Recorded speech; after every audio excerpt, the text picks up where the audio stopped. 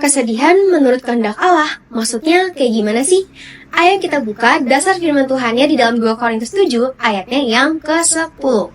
Sebab kesedihan menurut kehendak Allah menghasilkan pertobatan yang membawa keselamatan dan tidak akan disesalkan. Tetapi kesedihan yang dari dunia ini menghasilkan kematian. Amin firman Tuhan. Nah teman-teman, makanya kenapa firman Tuhan di Matius 5 ayat yang keempat tuh bilang gini, berbahagialah orang yang berduka cita karena mereka akan dihibur. Nah sebenarnya konteks berduka cita di sini itu bukan berbicara soal kita yang lagi kehilangan seseorang, atau mungkin kita yang lagi galau nih, atau kita yang lagi patah hati, kita lagi hancur hati.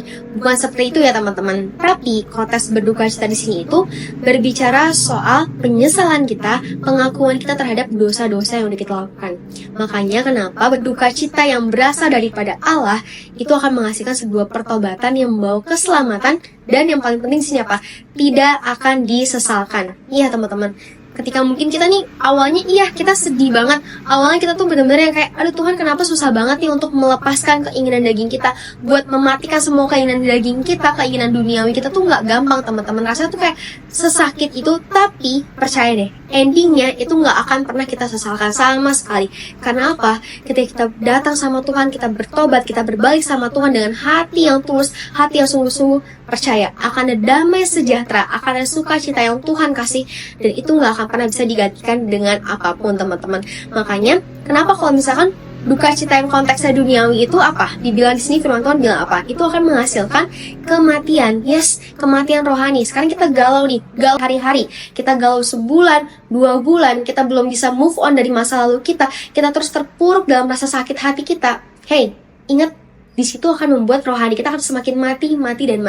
Jadi ayo, kalau kita mau berduka citanya tuh dari sesuai dengan kehendak Allah, yaitu dalam pertobatan kita, dengan pengakuan kita berbalik sama Tuhan. Yuk, ketika kita merasa udah mulai melenceng dari jalannya Tuhan, ketika kita udah mulai keluar dari firman Tuhan, yuk buru-buru berbalik sama Tuhan. Sama teman-teman, aku pun adalah manusia biasa. Aku tuh tetap berbuat dosa. Aku yakin kita tuh di sini nggak ada yang namanya manusia yang sempurna. Kita nggak akan ada pernah luput dari namanya dosa. Tapi ketika kita udah mulai salah nih, kita udah mulai keluar dari jalurnya Tuhan, ayo buru-buru nih balik sama Tuhan, cepet-cepet minta ampun sama Tuhan, kita akuin semua apa yang kesalahan kita sama Tuhan Yesus. Karena firman Tuhan juga bilang apa? Ketika kita mengaku dosa, Tuhan Yesus adalah Tuhan yang adil dan setia. Jadi yuk, ayo sama-sama kita mengucap syukur sama Tuhan dan kita mohon ampun akan setiap apa yang udah kita lakukan sama Tuhan. So, let's keep on God's life. Tuhan Yesus mengasihimu, Tuhan sayang sama kamu. Bye-bye.